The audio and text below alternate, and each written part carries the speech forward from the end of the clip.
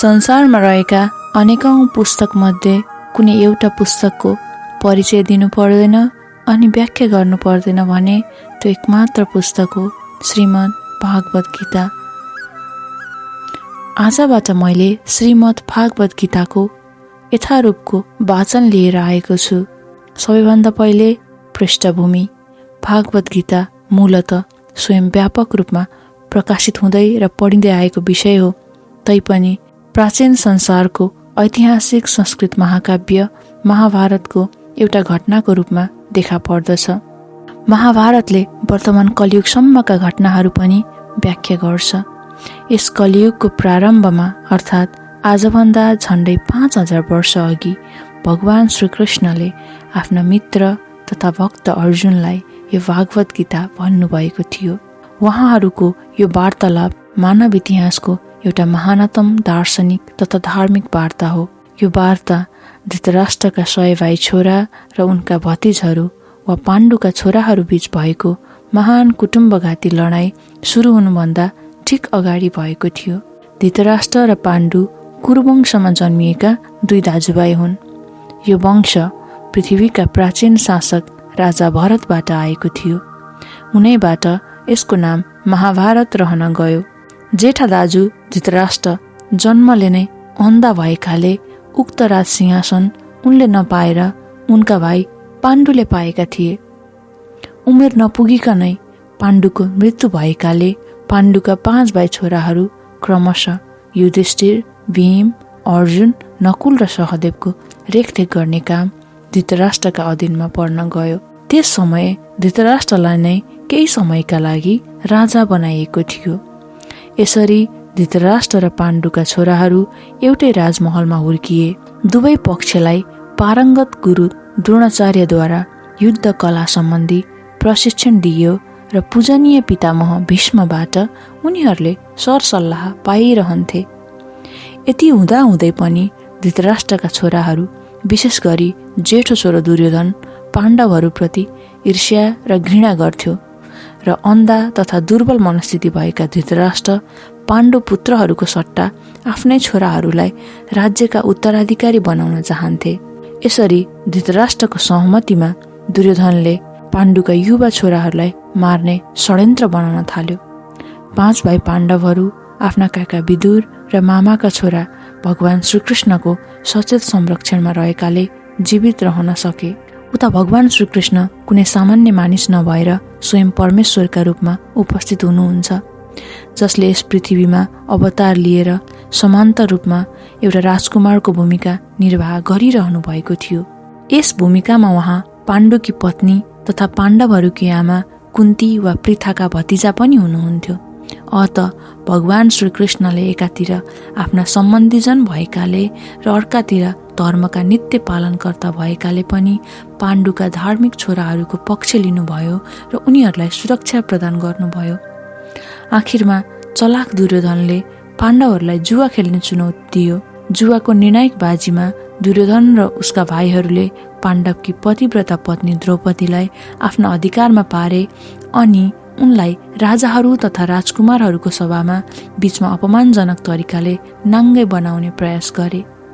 भगवान श्रीकृष्णको दैवी हस्तक्षेपले गर्दा उनी त्यो विपत्तिबाट बचिन्, तर जुवा हारेका हुनाले पाण्डवहरू बलपूर्वक आफ्ना राज्यबाट च्युत भए र उनीहरूलाई 13 वर्षका लागि वनवास जानु पर्यो। वनवासबाट फर्केपछि पाण्डवहरूले न्याय बमोजिम दुर्योधनबाट आफ्नो राज्य फिर्ता मागे, तर उसले त्यो दिन अस्वीकार गर्यो। 5 पाण्डवहरूले अन्त्यमा पुरै राज्य नमागेर केवल 5वटा गाउँहरू मागे, तर दुर्योधन एउटा सियोको टुप्पो राख्न पुग्ने जति जमिन पनि उनीहरूलाई दिन तयार भएन।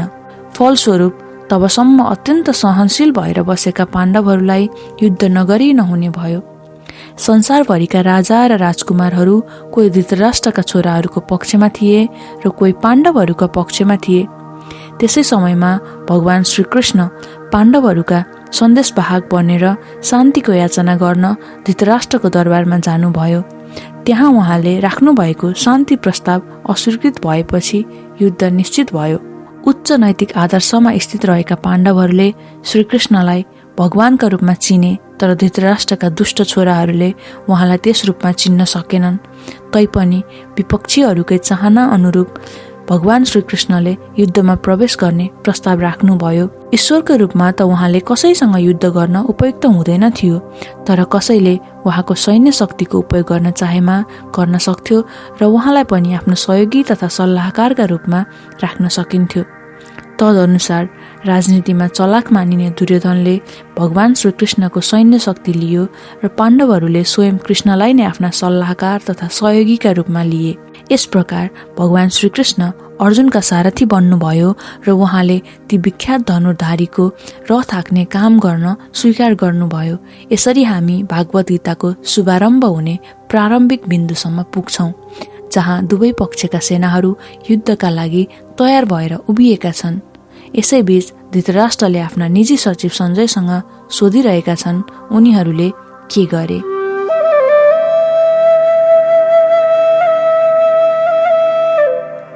अध्याय 1 कुरुक्षेत्रका युद्धभूमिमा सैनिकहरूको निरीक्षण। धृतराष्ट्रले भने, हे सञ्जय, युद्ध गर्ने इच्छाले कुरुक्षेत्रको धार्मिक स्थलमा जम्मा भएका मेरा र पाण्डुका छोराहरूले के गरे। तात्पर्य हुन्छ, भागवत गीता धेरैले अध्ययन गर्ने एउटा अध्यात्म विज्ञान हो। गीता महात्म्यमा यसको महिमाको सारांश दिएको छ। त्यहाँ भनिएको छ, भागवत गीतालाई भगवान श्रीकृष्णका भक्तहरूको सहयोग लिएर अत्यन्त गहन रूपले अध्ययन गर्नुपर्छ र वैयक्तिक स्वार्थ प्रेरित व्याख्या नगरिकन त्यसलाई जस्ताको तस्तै बुझ्ने प्रयास गर्नुपर्छ। गीतालाई स्पष्ट रूपले बुझेको उदाहरण स्वयं भागवत गीतामा नै छ। जसरी अर्जुनले भगवानका मुखार बिन्दुबाट सिधै यो गीताको उपदेश सुनेर ग्रहण गरे, हामीले पनि त्यही रूपमा यसलाई बुझ्नुपर्छ। यदि कुनै मानिसलाई शिष्य परम्परामा रहेर र मनगणन्त व्याख्याबाट बचेर भागवत गीता बुझ्ने पर्याप्त अवसर प्राप्त हुन्छ भने त्यो व्यक्ति सम्पूर्ण वैदिक ज्ञान तथा संसारका सबै शास्त्रहरू पढेर पारङ्गत भए जत्तिकै हुन्छ। भागवत गीतामा पाठकले अन्य सबै शास्त्रहरूमा भए जति कुराहरू पाउँछन्, साथै ती कुराहरू पनि पाउँछन् जो अन्यत्र कतै पाइँदैन। यही नै भागवत गीताको विशिष्ट स्तर हो। भगवान श्रीकृष्णबाट सिधै भनिएको हुनाले यो पूर्ण अध्यात्म विज्ञान हो। महाभारतमा वर्णन गरिएको र धृतराष्ट्र तथा सञ्जयद्वारा छलफल गरिएको विषय नै यो महान दर्शनको आधारभूत सिद्धान्त हो। वैदिक युगदेखि नै पवित्र तीर्थस्थलका रूपमा रहेको कुरुक्षेत्रको युद्धभूमिमा यो दर्शनको जन्म भएको मानिन्छ। मानव जातिको मार्गदर्शनका लागि भगवान श्रीकृष्ण स्वयं यस पृथ्वीमा उपस्थित हुनुभएका समयमा उहाँले नै यसको प्रवचन गर्नुभएको हो। यहाँ यो धर्मक्षेत्र, धार्मिक कार्यहरू सम्पन्न गरिने ठाउँ शब्द अत्यन्त अर्थपूर्ण छ, किनभने कुरुक्षेत्रको युद्धभूमिमा भगवान श्रीकृष्ण स्वयं अर्जुनका तर्फबाट उपस्थित हुनुहुन्थ्यो। कौरवहरूका पिता धृतराष्ट्र आफ्ना छोराहरूकै विजय हुन्छ भन्ने कुरामा उनलाई निकै शङ्का थियो। यही शङ्काका कारणले उनले आफ्ना निजी सचिव सञ्जयसँग तिनीहरूले के गरे भनेर सोधे। उनी आफ्ना छोरा र आफ्ना भाइ पाण्डुका छोराहरू एउटा निर्णयात्मक युद्ध लड्ने संकल्पका साथ कुरुक्षेत्रमा जम्मा भएका छन् भन्ने कुरामा विश्वस्त थिए। तैपनि यहाँ उनले प्रश्न गर्नु अर्थपूर्ण छ। उनी आफ्ना छोराहरू र भतिजाहरूका बीचमा कुनै सम्झौता होस् भन्ने चाहँदैन थिए। त्यसैले युद्धभूमिमा आफ्ना छोराहरूको भाग्यको विषयमा आश्वस्त हुन चाहन्थे, किनभने यो युद्ध कुरुक्षेत्रमा हुन लागेको थियो र कुरुक्षेत्र स्वर्गका देवताहरूको लागि पनि तीर्थस्थल रहेको कुरा वैदिक साहित्यमा उल्लेख छ। त्यसैले युद्धको परिणाममाथि यो पवित्र धर्मक्षेत्रको कस्तो प्रभाव पर्ने हो भन्ने कुरा सोचेर धृतराष्ट्र अत्यन्त भयभीत थिए। अर्जुन सहित पाण्डुका अरू छोराहरू स्वभावले नै पुण्यात्मा भएको हुनाले उनीहरूमाथि यो धर्मक्षेत्रको अवश्य नै अनुकूल प्रभाव पर्नेछ भन्ने कुरा धृतराष्ट्रलाई राम्रोसँग थाहा थियो। सञ्जय श्री व्यासदेवका शिष्य थिए। व्यासका कृपाले उनी धृतराष्ट्रका बैठकमा बसेर पनि कुरुक्षेत्रको युद्ध देख्न सक्थे। त्यसै कारणले धृतराष्ट्रले युद्धस्थलको स्थितिका बारेमा सञ्जयसँग सोधे। हुन त पाण्डवहरू र धृतराष्ट्रका छोराहरू एउटै परिवारका सदस्य हुन्, तर यहाँ धृतराष्ट्रको प्रश्नबाट उनको मनमा के रहेछ भन्ने कुरा दर्शिएको छ। उनले यहाँ जानी बुझिकन आफ्ना छोराहरूलाई मात्र कौरव भनेर पाण्डवहरूलाई त्यो उत्तराधिकारबाट अलग्याउन खोजे। यसबाट आफ्ना भतिजाहरू अर्थात् पाण्डुका छोराहरूसँग धृतराष्ट्रको सम्बन्धको विशेष स्थिति कस्तो थियो भनेर बुझ्न सकिन्छ।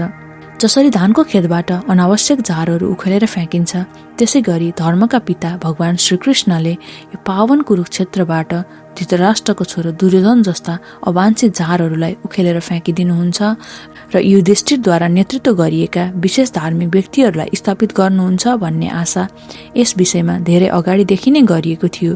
यही नै धर्मक्षेत्रे र कुरुक्षेत्रे शब्दको विशिष्ट सार्थकता हो, जो वैदिक र ऐतिहासिक महत्त्वभन्दा भिन्न छ। सञ्जयले भने, हे राजन, पाण्डुका छोराहरूले गरेको सैनिक मोर्चा देखेर राजा दुर्योधन आफ्ना गुरुका नजिक गए र यसरी भने। तात्पर्य हुन्छ, धृतराष्ट्र जन्मदेखि नै अन्धा थिए र दुर्भाग्य उनी आध्यात्मिक दृष्टिबाट पनि वञ्चित थिए। उनी आफू जस्तै आफ्ना छोराहरू पनि धर्मका विषयमा उत्तिकै अन्धा छन् भन्ने ठान्थे। त्यसैले उनी आफ्ना छोराहरू कहिले पनि पाण्डवहरूसँग सम्झौता गर्न जाँदैनन् भन्ने कुरामा विश्वस्त थिए, किनभने पाण्डवहरू जन्मैदेखि पवित्र थिए, गुणवान थिए। यसो हुँदाहुँदै पनि धृतराष्ट्रलाई तीर्थस्थलको प्रभावका विषयमा शङ्का थियो। युद्धभूमिको स्थितिका बारेमा धृतराष्ट्रले गरेका प्रश्नबाट सञ्जयले उनको इच्छा बुझे। त्यसैले सञ्जय निराश राजालाई उत्साहित गराउन चाहन्थे। उनका छोराहरू उक्त तीर्थस्थलको प्रभावका कारणले पाण्डवहरूसँग कुनै प्रकारको सम्झौता गर्न गइरहेका छैनन् भन्ने विश्वास सञ्जयले धृतराष्ट्रलाई दिन चाहन्थे। सञ्जयले धृतराष्ट्रलाई सूचित गरे, उनका छोरा दुर्योधनले पहिले पाण्डवहरूको सैनिक शक्तिको अवलोकन गरे र त्यसपछि स्थितिको यथार्थ जानकारी दिनका लागि तुरुन्तै आफ्ना सेनापति द्रोणाचार्य कहाँ गए। दुर्योधनलाई राजा भनेर सम्बोधन गरिएको भए पनि स्थिति गम्भीर भएको हुनाले उनी स्वयं सेनापति भएका ठाउँमा पुग्नु पर्यो। दुर्योधन राजनीतिज्ञ बन्नका लागि एकदम उपयुक्त थिए, तैपनि पाण्डवहरूको सैन्य व्यवस्था देखेपछि उनले आफ्नो डरलाई कूटनीतिक व्यवहारद्वारा पनि लुकाउन सकेनन्। हे गुरु, हे आचार्य, हजुरको बुद्धिमान शिष्य द्रौपदको छोराले व्यवस्थित गरेको पाण्डवहरूको विशाल सैन्य शक्तिलाई एकपटक हेर्नुहोस्। तात्पर्य हुन्छ, महान कूटनीतिक दुर्योधन महान ब्रह्माण्ड सेनापति द्रोणाचार्यका कमजोरीहरू औल्याउन चाहन्थे। अर्जुनका ससुरा तथा द्रौपदीका पिता राजा द्रुपदसँग पहिले द्रोणाचार्यको केही राजनीतिक झगडा परेको थियो। यो झगडाको फलस्वरूप द्रौपदले एउटा विशाल यज्ञ सम्पन्न गरे, जसबाट उनले द्रोणाचार्यको वध गर्न सक्ने छोरो पाउने वरदान पाए। यो कुरा द्रोणाचार्यलाई राम्रोसँग थाहा थियो, तैपनि उनी साह्रै उदार प्रकृतिका ब्राह्मण थिए। त्यसैले द्रौपदको छोरो धृष्टद्युम्न सैन्य शिक्षा प्राप्त गर्न उनी कहाँ आउँदा उनले नहिचकिचाइकन धृष्टद्युम्नलाई युद्ध विद्याका सम्पूर्ण गोपनीय पक्षहरू पनि सिकाइदिए। अहिले त्यही धृष्टद्युम्न कुरुक्षेत्रको युद्धभूमिमा पाण्डवहरूको पक्षबाट लडाईँ गर्न उभिएको थियो र उसैले नै यो सैनिक व्यूहको रचना गरेको थियो, जुन व्यूह रचनाको कला उनले गुरु द्रोणाचार्यबाट सिकेका थिए। द्रोणाचार्यले यो युद्धमा कुनै सम्झौता नगरून् र सतर्क रहन् भन्ने उद्देश्यले दुर्योधनले उनका गल्तीहरूलाई औँल्याइदिएका थिए। त्यसै गरी द्रोणाचार्यले आफ्ना प्रिय शिष्य पाण्डवहरूप्रति युद्धका समयमा उदार भइदिने भुल नगरून् भन्ने कुरा पनि दुर्योधन सुसूचित गर्न चाहन्थे। विशेष गरी अर्जुन द्रोणाचार्यका अति प्रिय तथा प्रतिभाशाली शिष्य थिए। आफ्ना शिष्यप्रति यस्तो उदारता देखाउन थालेमा युद्धमा पराजय पनि हुन सक्छ भन्ने कुराको दुर्योधन चेतावनी दिन चाहन्थे। यहाँ यो पाण्डव सेनामा भीम र अर्जुन समानका लडाईँ गर्न सक्ने महारथी युयुधान, विराट तथा द्रुपद जस्ता अनेक वीर धनुर्धारीहरू छन्। तात्पर्य हुन्छ, हुन त द्रोणाचार्यको अत्यन्त ठूलो सैन्य शक्तिका अगाडि धृष्टद्युम्न निकै महत्त्वपूर्ण बाधक थिएनन्, तैपनि त्यहाँ अरू महान योद्धाहरू थिए जसबाट तिनलाई डर थियो। तीमध्ये हरेक योद्धाहरू भीम र अर्जुनकै बराबरीका दुर्जय थिए। तिनलाई दुर्योधनले विजयको बाटोमा ठूलो अवरोध मानेका थिए।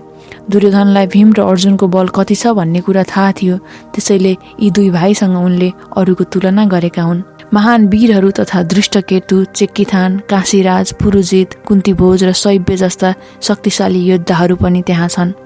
त्यहाँ पराक्रमी युद्धमन्यु, अत्यन्त शक्तिशाली उत्तमौजा, सुभद्राका छोरा र द्रौपदीका छोराहरू छन्। यी सबै योद्धाहरू महारथी हुन्। हे ब्राह्मण श्रेष्ठ, तपाईँको जानकारीका लागि म सैनिकहरूको सञ्चालनमा विशेष दक्ष मेरा सेनापतिहरूका बारेमा पनि केही भन्छु। मेरा सैनिकहरूमा सदा सर्वदा विजयी हुने तपाईँ स्वयं भीष्म, कर्ण, कृपाचार्य, अश्वत्थामा, विकर्ण र सोमदत्तका छोरा भूरिश्रवा आदि हुनुहुन्छ। तात्पर्य हुन्छ, दुर्योधनले यहाँ सधैँ विजयी हुने सबै अद्वितीय योद्धाहरूको उल्लेख गरेका छन्। विकर्ण दुर्योधनकै भाइ हुन्, अश्वत्थामा द्रोणाचार्यका छोरा हुन्, सोमदत्ती वा भूरिश्रवा भालिकहरूका राजाका छोरा हुन्, कर्ण राजा पाण्डुसँग विवाह हुनु अगाडि नै कुन्तीबाट जन्मेका हुनाले अर्जुनका वड्केलो दाजु हुन् र कृपाचार्य द्रोणाचार्यका जेठान पत्नीका दाजु हुन्, अर्थात् कृपाचार्यकी जुम्ल्याई बहिनी कृपुको विवाह द्रोणाचार्यसँग भएको थियो। मेरा लागि आफ्नो ज्यानसम्म दिन तयार हुने यस्ता अरू वीरहरू पनि छन्। ती सबै विभिन्न प्रकारका हतियारद्वारा सुसज्जित छन् र युद्ध विद्यामा पारङ्गत पनि छन्। तात्पर्य हुन्छ, जहाँसम्म अरू वीरहरूको कुरा छ, जयेन्द्र, कृतवर्मा र शल्य सबै दुर्योधनका लागि जीवन त्याग्न समेत सङ्कल्प गरेका व्यक्ति हुन्। अर्को शब्दमा पापी दुर्योधनका पक्षमा लागेका हुनाले ती सबै कुरुक्षेत्रको युद्धभूमिमा मर्नेछन् भन्ने कुरा पहिले नै निश्चित थियो। अवश्य नै आफ्ना साथीहरूको संयुक्त शक्तिका कारणले गर्दा दुर्योधन आफ्नै विजय हुने कुरामा विश्वस्त थियो। हाम्रो शक्ति नाप्न नसकिने छ र हामी पूर्ण रूपमा भीष्म पितामहद्वारा संरक्षित छौं र भीमद्वारा सावधानीपूर्व संरक्षित पाण्डवहरूको शक्ति सीमित छ। तात्पर्य हुन्छ, यहाँ दुर्योधनले शक्तिको तुलनात्मक अनुमान प्रस्तुत गरेका छन्। उनका विचारमा अत्यन्त अनुभवी सेनापति भीष्म पितामहद्वारा विशेष किसिमले सुरक्षा गरिएको उनको सैन्य शक्ति अपरिमित छ र अर्कातिर थोरै अनुभव भएका सेनापति भीमले रक्षा गरेको पाण्डवहरूको सैनिक शक्ति सीमित मात्र छ। त्यसमा पनि भीष्मका अगाडि केही होइनन्। दुर्योधन सधैँ भीमको ईर्ष्या गर्थे, किनभने यदि आफू मर्नै परे पनि भीमद्वारा नै मारिने कुरा उनले राम्रोसँग बुझेका थिए। भीष्म साह्रै उच्च कोटिका सेनापति भएका हुनाले भीष्मका उपस्थितिमा निश्चित रूपले आफ्नै विजय हुने कुरामा दुर्योधन विश्वस्त थिए। यसरी दुर्योधनले युद्धमा जसरी पनि आफ्नै विजय हुन्छ भन्ने निष्कर्ष निकालेका थिए। तपाईहरू सबैले यो सैन्य व्यूहमा आफ्नो ठाउँ वा मोर्चामा रहेर सबैतिरबाट पितामह भीष्मलाई सहायता पुर्याउनु पर्दछ। तात्पर्य हुन्छ, भीष्मको पराक्रमको प्रशंसा गरिसकेपछि दुर्योधनले अरू योद्धाहरूले आफूहरूलाई कम महत्त्व दियो भन्ने नठानुन् भन्ने कुरामा पनि विचार गरे। त्यसैले आफ्नो सहज कूटनीतिक किसिमले स्थितिलाई मिलाउनका लागि उपयुक्त शब्दहरू उनले प्रयोग गरे। भीष्मदेव निसन्देह महान वीर हुनुहुन्छ भन्ने कुरामा उनले विशेष जोड दिए र भने, तर उहाँ वृद्ध हुनुभएकाले सबैले सबैतिरबाट उहाँको सुरक्षामा विशेष ध्यान पुर्याउनु पर्दछ। उहाँ एकातिरबाट लडाइँमा व्यस्त भएको समयमा अन्यत्रबाट शत्रुहरूले यस व्यस्तताबाट फाइदा नउठाउन्, अत अरू सबै योद्धाहरू आफ्नो स्थितिमा मोर्चामा अडिग रहन् र शत्रुहरूलाई यो सैन्य व्यूह भङ्ग गर्न नदिउन्। दुर्योधनले कौरवहरूको विजय भीष्मदेवको उपस्थितिमा निर्भर छ भन्ने स्पष्ट अनुभव गरेका थिए। उनलाई यो युद्धमा भीष्मदेव र द्रोणाचार्यको पूर्ण सहयोग पाउने विश्वास थियो, किनभने पूर्ण सभामा ठूला ठूला सेनापतिको अगाडि नाङ्गै पार्ने प्रयत्न गरेकी अर्जुनकी पत्नी द्रौपदीले असहाय भएर न्यायको भिख माग्दा पनि भीष्म र द्रोणाचार्य केही बोलेका थिएनन्। यो कुरा दुर्योधनलाई राम्रै थाहा थियो। यी दुईजना सेनापतिहरूको पाण्डवहरूप्रति विशेष स्नेह छ भन्ने कुरा थाहा पाएर पनि दुर्योधनले के आश गरेका थिए भने अहिले उहाँहरूले पाण्डवप्रतिको स्नेह त्यसरी नै छोडिदिनुहुन्छ जसरी जुवा खेल्ने समयमा उहाँहरूले पाण्डवको पक्ष लिनु भएन। कुरुवंशका अत्यन्त प्रतापी वयोवृद्ध तथा योद्धाहरूका पितामह हजुरबुबा भीष्मले दुर्योधनलाई आनन्द दिने आफ्नो शङ्ख सिंह गर्जे जस्तै गरी अत्यन्त उच्च स्वरले बजाउनु भयो। तात्पर्य हुन्छ, कुरुवंशका वयोवृद्ध पितामहलाई आफ्नो नाति दुर्योधनको भित्री मनको कुरा थाहा थियो र उनीमाथि आफ्नो स्वाभाविक दया भएको हुनाले उहाँले सिंह गर्जे जस्तै गरी अत्यन्त उच्च स्वरले शङ्ख बजाएर उनलाई खुसी पार्ने प्रयत्न गर्नुभयो। अप्रत्यक्ष रूपले शङ्खको प्रतीकात्मक ध्वनिबाट उहाँले आफ्नो निराश नाति दुर्योधनलाई युद्धमा विजयको सम्भावना नरहेको कुरा बताइदिनु भयो, किनभने अर्कातिर स्वयं भगवान श्रीकृष्ण उपस्थित हुनुहुन्थ्यो। तैपनि युद्ध सञ्चालन गर्ने कर्तव्य उहाँको थियो। आफ्नो यो कर्तव्य पूरा गर्ने सम्बन्धमा उहाँले कुनै कुरा बाँकी राख्नु भएन। त्यसपछि शङ्खहरू, ढोलहरू, सिङहरू, नगराहरू, तुरैहरू सबै अचानक बज्न थाले र सबैको संयुक्त स्वर अत्यन्त भयङ्कर सुनियो। त्यसपछि सेता घोडाहरू नारिएको विशाल रथमा विराजमान भएर भगवान श्रीकृष्ण र अर्जुनले आफ्नो दिव्य शङ्खहरू बजाउनु भयो। तात्पर्य हुन्छ, भीष्मदेवले बजाएको शङ्खको तुलनामा भगवान श्रीकृष्ण र अर्जुनका हातमा रहेका शङ्खहरू अलौकिक थिए भनिएको छ। ती दिव्य शङ्खका ध्वनिले के सङ्केत गरिरहेको थियो भने पाण्डवका पक्षमा भगवान श्रीकृष्ण हुनुभएकाले अर्को पक्षको विजयको कुनै आशा थिएन। विजय सधैँ पाण्डुका छोराहरू जस्ताकै हुन्छ, किनभने उनीहरूको साथमा भगवान श्रीकृष्ण हुनुहुन्छ। जहाँ भगवान श्रीकृष्ण रहनुहुन्छ, लक्ष्मी पनि त्यहीँ रहनुहुन्छ, किनभने लक्ष्मीजी आफ्ना पति बिना रहनै सक्नुहुन्न। अत विजयकी लक्ष्मीले अर्जुनकै प्रतीक्षा गरिरहनु भएको थियो। यो कुराको सङ्केत विष्णु वा भगवान श्रीकृष्णद्वारा बजाइएको शङ्खको दिव्य ध्वनिले गरिसकेको थियो। त्यसबाहेक भगवान श्रीकृष्ण र अर्जुन जुन रथमा चढ्नु भएको थियो त्यो रथ अग्निदेवले अर्जुनलाई दिनुभएको थियो। यसले पनि के सङ्केत गरिरहेको थियो भने तिनै लोक जहाँ जहाँ त्यो रथ जान्छ विजय पनि सबैतिरबाट त्यही पक्षको हुन्छ। भगवान श्रीकृष्णले आफ्नो पाञ्चजन्य शङ्ख बजाउनु भयो। अर्जुनले देवदत्त नामको शङ्ख बजाए र असाधारण कार्य गर्ने, धेरै भोजन गर्ने, ठुलो आहारा भएका भीमले पनि पौण्ड्र नामको डरलाग्दो शङ्ख बजाए। तात्पर्य हुन्छ, यस श्लोकमा भगवान श्रीकृष्णलाई ऋषिकेश भनिएको छ, किनभने उहाँ सम्पूर्ण इन्द्रियहरूका स्वामी हुनुहुन्छ। जीवात्माहरू उहाँकै अंशरूप भएकाले जीवका इन्द्रिय पनि उहाँकै इन्द्रियका अंशरूप हुन्। निराकारवादीहरू जीवात्माका इन्द्रियहरूको कारणका बारेमा भन्न सक्दैनन्, त्यसैले उनीहरू सम्पूर्ण जीवात्मालाई इन्द्रियविहीन निराकार भनेर वर्णन गर्न उत्सुक हुन्छन्। भगवान प्रत्येकका हृदयमा निवास हुनुहुन्छ र तिनका इन्द्रियहरूलाई निर्देशन दिनुहुन्छ। सामान्य जीवलाई भगवानमा समर्पित हुनका लागि निर्देशन दिनुहुन्छ र विशेष शुद्ध भक्तहरूलाई प्रत्यक्ष रूपले नै उनीहरूका इन्द्रियहरू नियन्त्रण गरिदिनुहुन्छ।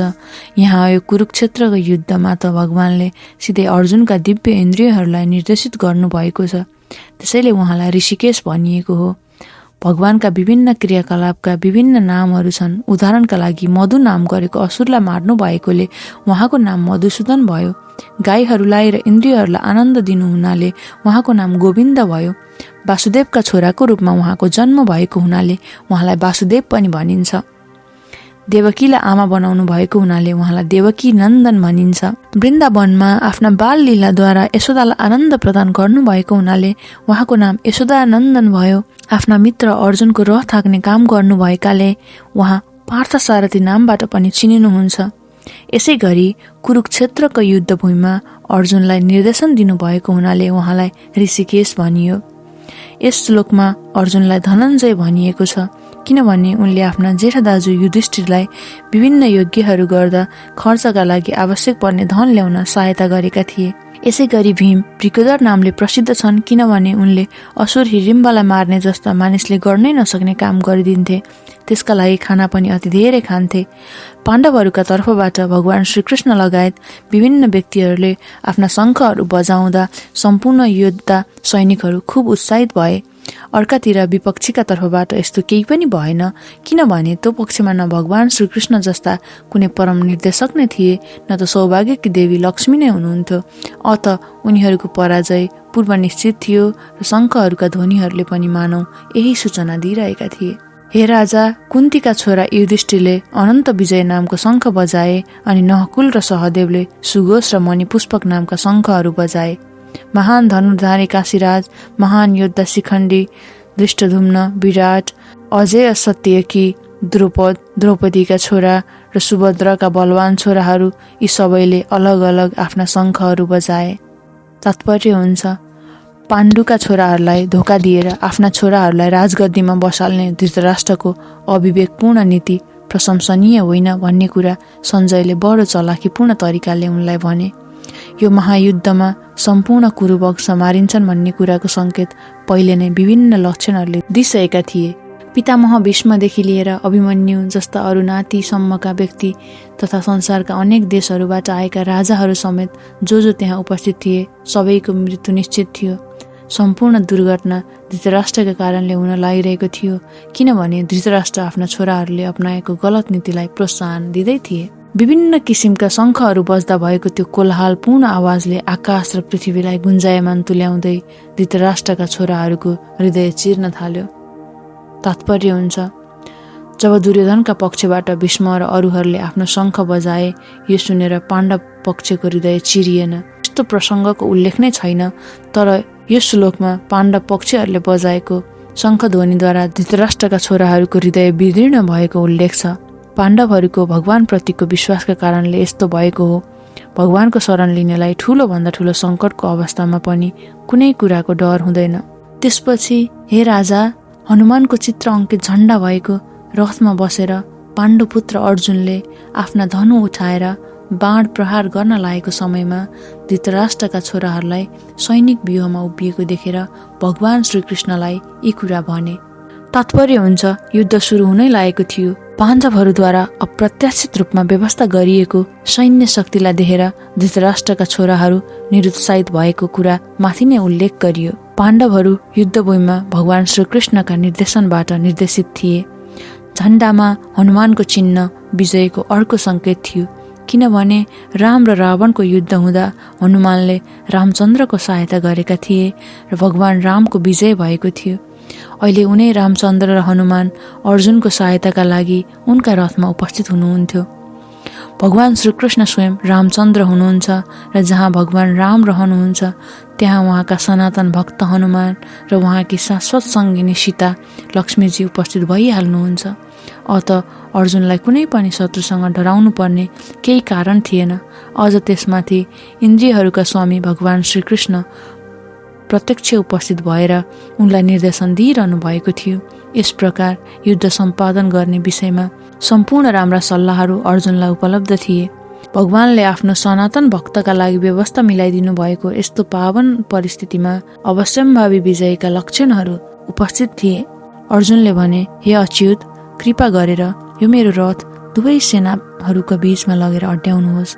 त्यहाँ यो सङ्घर्षको मैदानमा युद्ध गर्ने इच्छा लिएर जम्मा भएका कोसँग मैले शस्त्रास्त्रहरूको परीक्षामा प्रतिस्पर्धा गर्नुपर्छ, हेर्न सकौँ। तात्पर्य हुन्छ, श्रीकृष्ण स्वयं भगवान भए पनि आफ्नो अहैतुकी कृपाले गर्दा उहाँ आफ्ना मित्रको सेवामा संलग्न हुनुभएको थियो।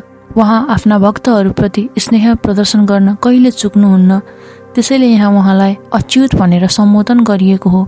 सारथी भएका हुनाले उहाँले अर्जुनको आदेश पालना गर्नु पर्थ्यो र यसमा उहाँलाई कुनै सङ्कोच पनि थिएन। आफ्ना भक्तका लागि सारथीको पद ग्रहण गरे पनि उहाँको भगवत्ता यथावत रह्यो। सबै परिस्थितिमा उहाँ भगवान हुनुहुन्छ र सबै इन्द्रियका स्वामी ऋषिकेश हुनुहुन्छ। भगवान र भक्तहरूको बीचमा सम्बन्ध साह्रै मधुर र दिव्य हुन्छ। सेवक सधैँ भगवानको सेवा गर्न तत्पर हुन्छ र भगवान पनि त्यसरी नै सधैँ भक्तहरूका लागि केही सेवा पुर्याउने अवसर खोजिरहनुहुन्छ। आफू आज्ञा दिने हुनुभन्दा आफ्ना भक्तहरूले त्यो आज्ञा दिने पद ग्रहण गरेर आज्ञादाता बनेको देख्दा भगवानलाई निकै आनन्द हुन्छ। भगवान सबैका स्वामी हुनुहुन्छ। हरेकले आफ्ना अधीनमा रहेर उहाँको आज्ञा पालन गर्छन्। उहाँलाई आज्ञा दिने उहाँभन्दा माथि कोही छैन। तर जब उहाँका शुद्ध भक्तहरूले उहाँलाई केही काम गर्न अनुरोध गर्दछन् त्यस समय उहाँले एउटा दिव्य आनन्दको अनुभव गर्नुहुन्छ। हुन त उहाँ कुनै पनि परिस्थितिमा कहिले च्युत नहुने स्वामी हुनुहुन्छ। भगवानको शुद्ध भक्त भएको हुनाले अर्जुनलाई आफ्ना भाइ भतिजासँग युद्ध गर्ने कुनै इच्छा थिएन। तर पनि कुनै किसिमको शान्तिपूर्ण समझदारीमा कहिले सहमत नहुने दुर्योधनको दुराग्रहले गर्दा नै अर्जुन युद्धभूमिमा आउन बाध्य भएका थिए। त्यसैले उनी युद्धभूमिमा कसले नेतृत्व गर्दैछन् भन्ने हेर्न पनि उत्सुक थिए। युद्धभूमिमा शान्ति स्थापना गर्ने प्रयासको कुनै सम्भावना थिएन। तैपनि उनी यो युद्धस्थलमा फेरि हेर्न चाहन्थे र साथै के पनि हेर्न चाहन्थे भने यो अनावश्यक युद्धका लागि तिनीहरू कतिसम्म तयार भएका छन्। धृतराष्ट्रको खराब बुद्धि भएको छोरो दुर्योधनलाई प्रसन्न पार्नका लागि जो यिनीहरू यहाँ लडाईँ गर्न आएका छन् तिनलाई म हेर्न चाहन्छु। तात्पर्य हुन्छ, आफ्ना बाबु धृतराष्ट्रको सहायता लिएर कपटपूर्ण योजनाद्वारा दुर्योधन पाण्डवहरूको राज्य हत्याउन चाहन्थे। यो कुरा सबैलाई थाहा थियो। अत उसको पक्षका योद्धाहरू सबै नै त्यस्तै प्रकारका हुनुपर्छ। त्यसैले युद्ध सुरु हुनुभन्दा अगाडि युद्धभूमिमा को आएका छन् भन्ने जान्नका लागि अर्जुनले तिनीहरूलाई हेर्न चाहन्थे। तर उनीहरूसँग शान्ति सम्झौताको प्रस्ताव राख्ने उनको कुनै इच्छा थिएन। भगवान श्रीकृष्ण आफ्नै नजिक विराजमान भएकाले युद्धमा आफ्नै विजय हुन्छ भन्ने कुरामा अर्जुन ढुक्क थिए। तैपनि जुन शक्तिसँग उनले सामना गर्नुपर्ने हो त्यसको अनुमान गर्नका लागि अर्जुन उनीहरूलाई हेर्न चाहन्थे।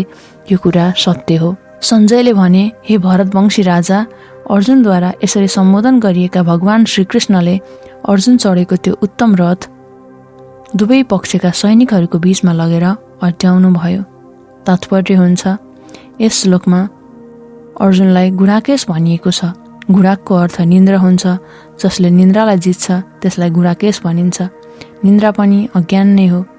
भगवान श्रीकृष्णसँग अर्जुनको मित्रता भएको हुनाले अर्जुनले निन्द्रा र अज्ञान दुवैलाई जितेका थिए। एउटा महान भक्त भएको हुनाले उनले 1 मिनेटका लागि पनि भगवान श्रीकृष्णलाई बिर्सन सक्दैनथे। भक्तहरूको स्वभाव नै त्यस्तै हुन्छ। हृदय होस् वा शुद्ध, भगवानको भक्त श्रीकृष्णको नाम, रूप, गुण र लीलाको चिन्तन गर्न कहिले छोड्दैनन्। यसरी निरन्तर भगवान श्रीकृष्णको चिन्तनद्वारा एउटा कृष्ण भक्तले निन्द्रा र अज्ञान दुवैलाई जित्न सक्छ।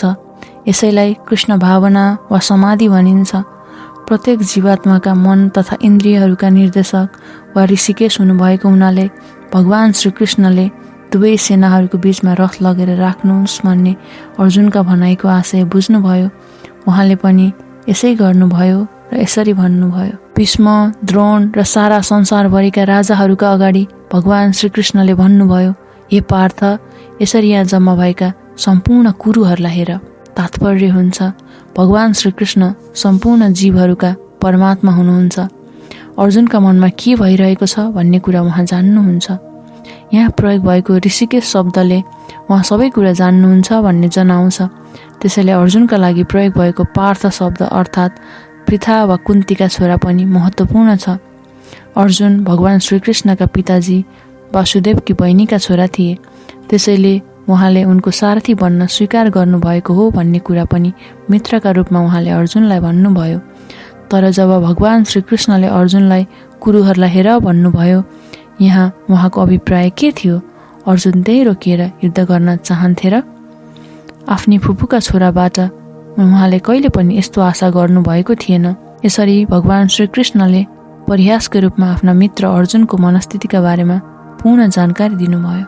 दुवै पक्षका सैनिकहरूका बीचमा उभिएर हेर्दा अर्जुनले त्यहाँ आफ्ना बाबुहरू, हजुरबुबाहरू, गुरुहरू, मामाहरू, दाजुभाइहरू, छोराहरू, नातिहरू, मित्रहरू, ससुराहरू र शुभचिन्तकहरूलाई देखे। तात्पर्य, युद्धभूमिमा अर्जुनले सबै नातेदारहरूलाई देखे। उनले आफ्ना पिताका समकालीन भूरिश्रवा जस्ता व्यक्तिहरूलाई देखे। भीष्म र सोमदत्त जस्ता हजुरबुबाहरूलाई देखे। कृपाचार्य र द्रोणाचार्य जस्ता गुरुहरूलाई देखे। शल्य र शकुनी जस्ता मामाहरूलाई पनि देखे। दुर्योधन जस्ता दाजुभाइहरू, लक्ष्मण जस्ता छोराहरू, अश्वत्थामा जस्ता मित्रहरू र कृतवर्मा जस्ता शुभचिन्तकहरूलाई पनि उनले युद्धभूमिमा देखे। उनले त्यो सैन्य समूहलाई पनि देखे जहाँ उनका विभिन्न साथीहरू सम्मिलित भएका थिए।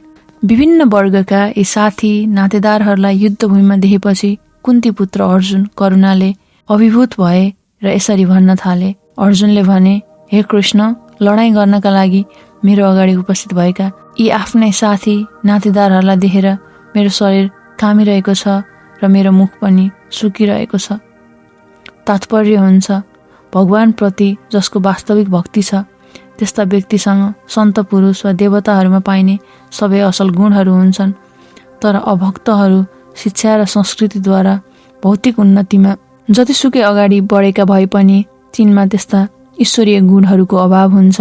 आफ्ना आफन्तजन, साथीहरू र सम्बन्धीहरूलाई युद्धभूमिमा देखेर उनीहरूप्रतिको करुणा भावले अर्जुन तुरुन्त विहल भए। ती सबै परस्पर युद्ध गर्ने निश्चय गरेर आएका थिए। जहाँसम्म अर्जुनका सैनिकहरूको कुरा छ, उनी आफ्ना सैनिकहरूप्रति सुरुदेखि नै दयालु थिए। तर त्यहाँ मृत्युको निकट पुगेका विरोधी पक्षका सैनिकहरूलाई देखेर पनि उनको हृदय करुणाले भरियो। यसरी सोच्दा सोच्दै अर्जुनका शरीरका अङ्गहरू काप्न थाले र उनको मुख पनि सुक्न थाल्यो। सबैलाई लडाईँका लागि तत्पर देखेर उनले थोरै थोरै आश्चर्यको अनुभव पनि गरे। लगभग सबै नातेदार र जोसँग उनको रगतको सम्बन्ध थियो ती सबै उनीसँग युद्ध गर्नका लागि आएका थिए। अर्जुन जस्ता भक्तहरूमा यस किसिमको करुणा हुनु अस्वाभाविक होइन। त्यहाँ अर्जुनको शरीर मात्र कापेन, उनको मुख मात्र सुकेन, उनी करुणावश रोए पनि।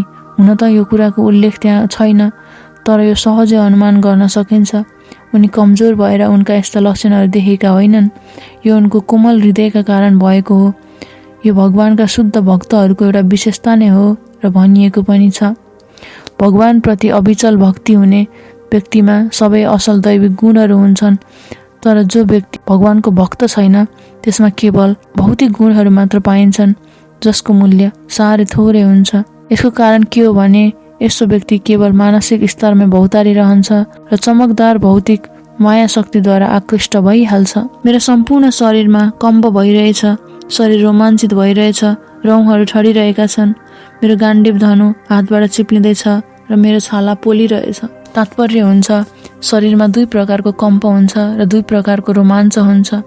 यस्तो लक्षण कि महान आध्यात्मिक आनन्दका कारण उत्पन्न हुन्छ कि ठूलो भौतिक डरबाट। दिव्य आत्मा साक्षात्कार हुँदा यस्तो कुनै भय रहँदैन। यस अवस्थामा अर्जुनमा जुन लक्षणहरू देखा परेका छन् ती सांसारिक डर, विशेष गरी मरिन्छ भन्ने डरका कारणले उत्पन्न भएका हुन्। अन्य लक्षणहरूबाट पनि यो कुरा स्पष्ट हुन्छ। अर्जुन कति आत्तिएका थिए भन्ने उनका हातबाट गाण्डीव धनु चिप्लिरहेको थियो र उनको हृदय पोलिरहेको हुनाले छाला पोलेको अनुभव भइरहेको थियो। यी सबै शारीरिक अवधारणको बुद्धिको परिणाम हुन्। हे केशव, हे कृष्ण, अब यहाँ धेरै समय उभिन्न सामर्थ्य ममा छैन। मैले आफैलाई बिर्सिँदैछु, मेरो मन घुमिरहेछ, म त केवल अमङ्गल अशुभ मात्र देखिरहेछु। तात्पर्य हुन्छ आफ्नै व्याकुलताले गर्दा अर्जुन युद्धभूमिमा उभिनै सकेनन् र यही मानसिक कमजोरीले गर्दा उनलाई आत्मविस्मृति भयो। भौतिक विषयप्रति अत्याधिक आसक्तिले गर्दा मानिस यस किसिमको मोहग्रस्त अवस्थामा पुग्छ। भौतिक परिस्थितिबाट अत्याधिक प्रभाव भएका व्यक्तिहरूमा नै यस किसिमको डर र मानसिक असन्तुलन देखा पर्छ। अर्जुन युद्धभूमिमा केवल दुःखदायी पराजय मात्र देख्थे। लाग्थ्यो उनी शत्रुमाथि विजय गरेर पनि खुसी हुने छैनन्। निमित्तानि विपरीतानि भन्ने यी दुई शब्द महत्त्वपूर्ण छन्। जब मानिस आफ्ना आशाहरू विफल भएको मात्र देख्छ अनि ऊ सोच्न थाल्छ म किन यहाँ छु। हरेक मानिस आफू र आफ्नो हित हुने कुरामा अभिरुचि राख्छ। परमात्माप्रति कसैले अभिरुचि राख्दैन। भगवान श्रीकृष्णको इच्छाले अर्जुनले आफ्नो वास्तविक यथार्थरूपी अज्ञान देखाइरहेका थिए। मानिसको साँचो स्वार्थ त भगवान विष्णु वा कृष्णमा निर्भर छ। बुद्धजीवले यो कुरा बिर्सन्छ, त्यसैले ऊ भौतिक कष्टहरूबाट पीडित हुन्छ। अर्जुनले सोचे युद्धमा मेरो जित भए पनि यो जित मेरा लागि केवल शोकको कारण हुनेछ। हे कृष्ण, युद्धमा आफ्ना नाता सम्बन्धीहरूलाई मारेर न म आफ्नो कुनै कल्याण देख्छु, न त जितपछि पाइने राज्य र राज्य सुखको इच्छा नै ममा छ। तात्पर्य हुन्छ बद्ध जीवहरू भगवान विष्णु वा कृष्णमा नै आफ्नो साँचो स्वार्थ निहित छ भन्ने जान्दैनन्। त्यसैले उनीहरू यस्तो अवस्थाबाट सुख पाइन्छ कि भन्ने आशा राख्दै शारीरिक सम्बन्धमा आसक्त हुन्छन्। जीवनप्रति यस्तो अन्ध धारणामा परेर उनीहरूले भौतिक सुखका कारणलाई पनि बिर्सन्छन्। यहाँ अर्जुनले क्षत्रियको नैतिक धर्म पनि बिर्सिएको देखिन्छ। भनिन्छ दुई प्रकारका मानिसहरू मात्र अत्यन्त शक्तिशाली तथा जसले सूर्यलोकमा प्रवेश गर्न योग्य हुन्छन्। ती हुन् भगवान श्रीकृष्णका ज्ञानले युद्धभूमिमा प्रत्यक्ष प्राण त्याग्ने व्यक्ति वा पूर्णतया आध्यात्मिक संस्कारमा समर्पित भएको सन्यासी। अर्जुनले आफ्नो नातेदारलाई मात्र होइन शत्रुलाई पनि मार्ने इच्छा गरिरहेका थिएनन्। आफ्ना नातेदारहरूलाई मारेर जीवनमा कुनै सुख हुँदैन भन्ने उनको विचार थियो। त्यसैले भोक नलागेको व्यक्ति भोजन पकाउन तयार नभए जस्तै अर्जुन पनि युद्ध गर्ने इच्छा गरिरहेका थिएनन्। उनले एकान्तमा गएर निराशपूर्ण जीवन बिताउनका लागि वनतिर जाने निश्चय गरेका थिए। तर एउटा क्षत्रिय भएको हुनाले उनलाई जीविका चलाउनको लागि पनि राज्यको आवश्यकता पर्थ्यो, किनभने क्षत्रियहरू आफूलाई कुनै अर्को पेसामा संलग्न गर्न सक्दैनन्। तर अर्जुनको कुनै राज्य थिएन। उनले आफ्ना पिताको उत्तराधिकारमा आएको राज्य पनि भाइ भतिजाहरूसँग लडाईँ गरेर लिनु परिरहेको थियो। उनका लागि राज्य प्राप्त गर्ने यही एउटा अवसर थियो, तर पनि लडाईँ गर्न उनी चाहँदैनथे। त्यसैले उनले आफूलाई निराशपूर्ण एकान्त जीवन बिताउन वनमा जान उपयुक्त सम्झे। हे गोविन्द, जसका लागि हामीलाई राज्य, भोग र सुखहरू चाहिएको हो तिनीहरू नै आफ्नो प्राण र धनको आश मारेर लडाईँ गर्न युद्धभूमिमा उभिएका छन् भने यो राज्य, त्यो भोग र त्यो जीवन समेतले हामीलाई के लाभ भयो। त्यसैले हे मधुसूदन, मलाई विजय पनि चाहिएन, राज्य र सुख पनि चाहिएन।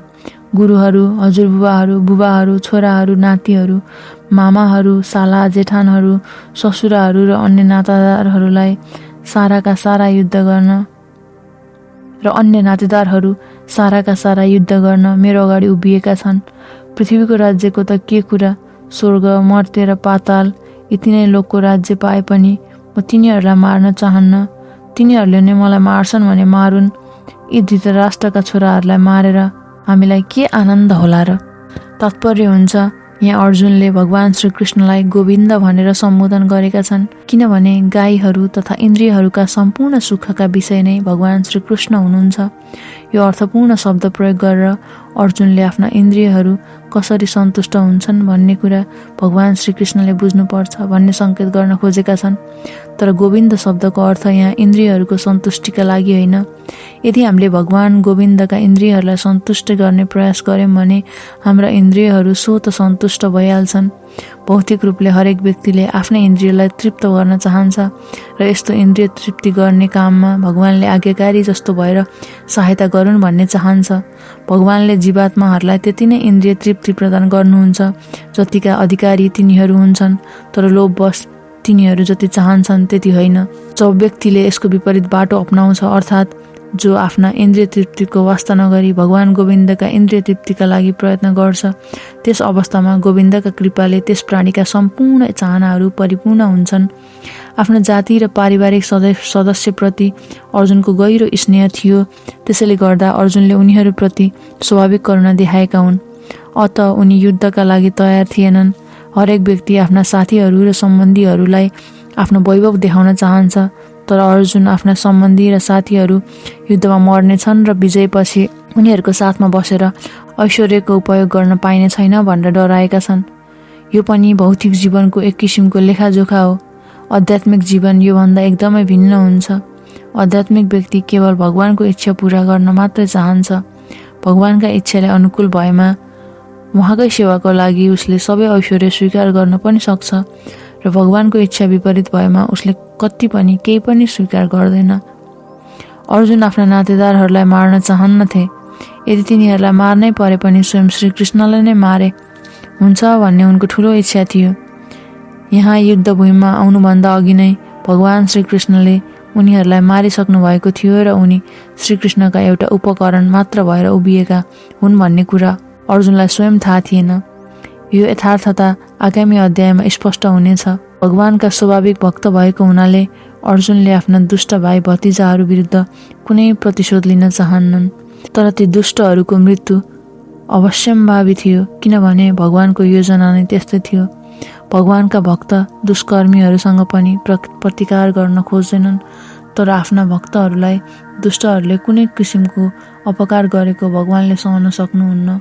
स्वयं भगवानकै नोक्सान भए पनि बरु भगवानले क्षमा गरिदिनुहुन्छ, तर भगवानका भक्तहरूप्रति नराम्रो गर्नेहरूलाई उहाँ कहिले क्षमा गर्नुहुन्न।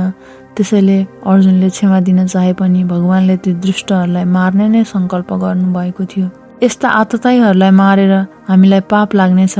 त्यसैले धृतराष्ट्रका छोराहरू र हाम्रा मित्रहरूलाई मार्नु हाम्रा लागि उचित छैन। हे लक्ष्मीपति कृष्ण, यी आफन्तहरूलाई मारेर हामीलाई के लाभ होला, के सुख होला र। तात्पर्य हुन्छ, वैदिक भनाइ अनुसार आतताईहरू 6 प्रकारका हुन्छन्। 1 विष खुवाउने, 2 घरमा आगो लाउने, 3 घातक हतियारले आक्रमण गर्ने, 4 धन सम्पत्ति लुट्ने, 5 अर्काको जग्गा हडप्ने, 6 अर्काकी पत्नी अपहरण गर्ने। यस्ता आतताईहरूलाई तुरुन्त मारिदिनु पर्छ। यस्ता आतताईहरूलाई मार्नाले कुनै पाप लाग्दैन।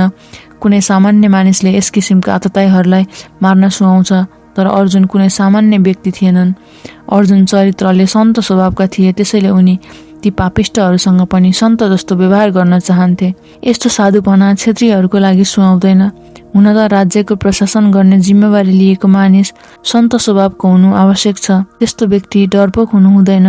उदाहरणका लागि भगवान राम साह्रै सन्त स्वभावका हुनुहुन्थ्यो, जसले गर्दा मानिसहरू अहिले पनि राम राज्यका लागि उत्सुक छन्। तर भगवान रामले कहिले पनि कुनै कातरता देखाउनु भएन। रावण भगवान रामको आतताई थियो, किनभने रावणले भगवान रामकी पत्नी सीताको अपहरण गरेको थियो। त्यसैले भगवान रामले उसलाई त्यस्तो सजाय दिनुभयो जुन संसारको इतिहासमा महान छ। अर्जुनका विषयमा कुरा अलि भिन्न छ। अर्जुनका आतताईहरू विशेष किसिमका छन्। विशेष गरी उनका आफ्नै हजुरबुबा, गुरु, साथीहरू, छोराहरू, नातिहरू नै उनका आतताई छन्।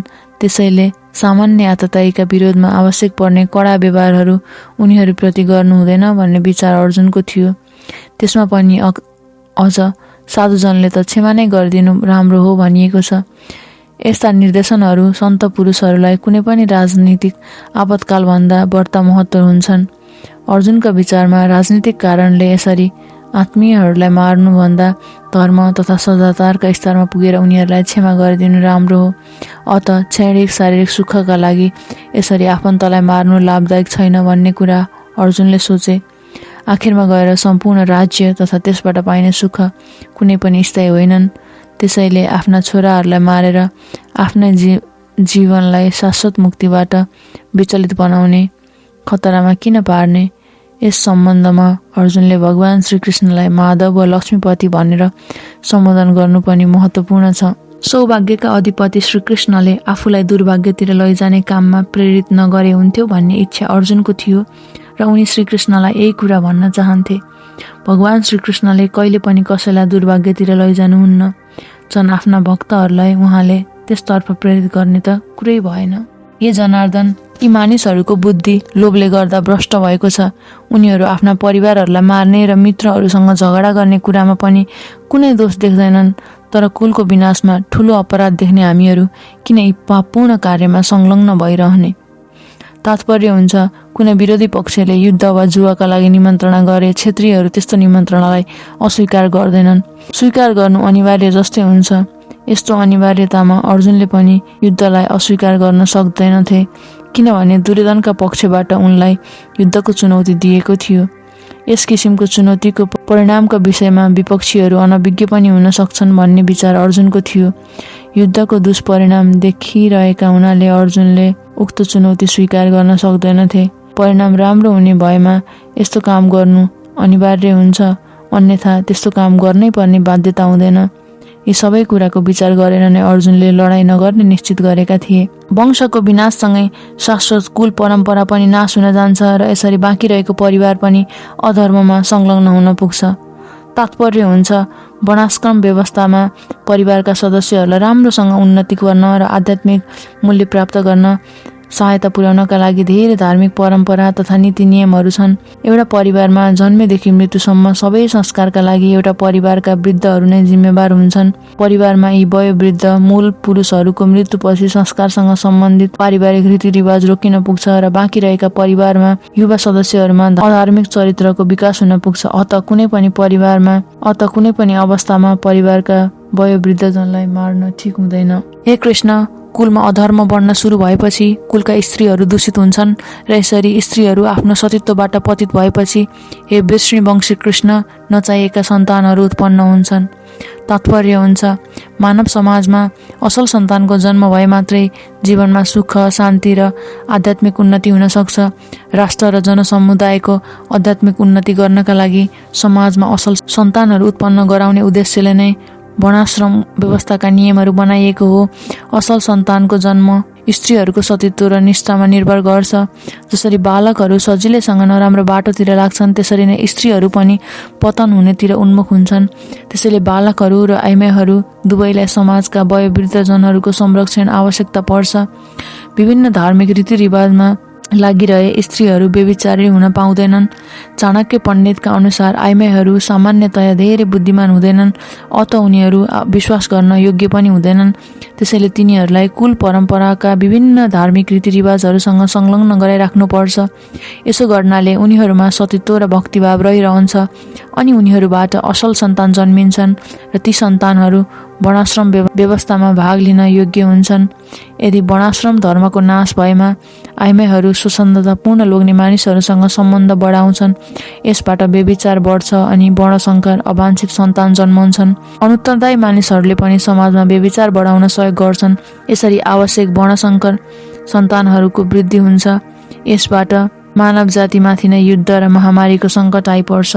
वर्णसङ्कर सन्तानहरूको वृद्धिबाट परिवार र पारिवारिक परम्परा दुवैलाई नाश गर्ने दुवै प्रकारका कुलघातीहरू नर्कमा पर्छन्।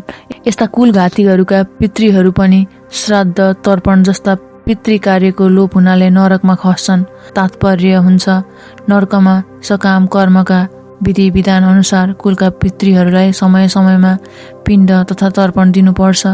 भगवान विष्णुको पूजाद्वारा यो कार्य सम्पन्न गरिन्छ, किनभने भगवान विष्णुलाई अर्पण गरेको उचिष्ट प्रसाद खानाले सबै पापहरूबाट मुक्त भइन्छ। कहिलेकाहीँ पितृहरू पनि विभिन्न किसिमका पाप कर्महरूबाट ग्रस्त हुन सक्छन् र कहिलेकाहीँ तीमध्ये केही पितृहरू स्थूल शरीर प्राप्त गर्न नसकेर प्रेतका रूपमा सूक्ष्म शरीर धारण गर्न बाध्य हुन्छन्। यदि छोरा नातिले आफ्ना ती पितृहरूलाई भगवानको प्रसाद अर्पण गरिदिए तिनीहरू दुःखमय प्रेत योनि तथा अन्य कष्टमय जीवनबाट मुक्त हुन्छन्। यस किसिमको पितृश्राद्ध गर्नु एउटा कुल परम्परा नै हो। जो व्यक्ति भक्त बनेको छैन त्यस्ता व्यक्तिले यो कर्म गर्नै पर्छ, तर भक्ति मार्गमा लागेको भक्तले यस्ता कर्म गर्नु आवश्यक छैन। जसले केवल भगवानको भक्ति गर्नाले मात्र आफ्ना सयौं हजारौं पितृहरूलाई यस्ता सङ्कटपूर्ण जीवनबाट सजिलै उद्धार गर्न सक्छ।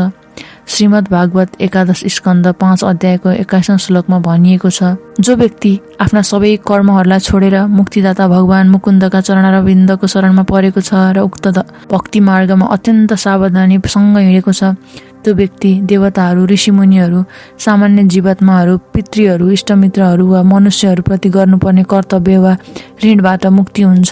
भगवानको सेवा गर्नाले मात्र पनि यस्ता सबै दायित्वहरू स्वतः पूरा हुन्छन्। आफ्ना कुल परम्परालाई नाश गर्ने व्यक्तिहरूको गलत कार्यहरूबाट वर्णशङ्कर सन्ततिहरू उत्पन्न हुन्छन् र तिनका नराम्रा कार्यहरूबाट सबै प्रकारका सामुदायिक योजना तथा पारिवारिक कल्याणका कार्यहरू समेत नष्ट हुन्छन्।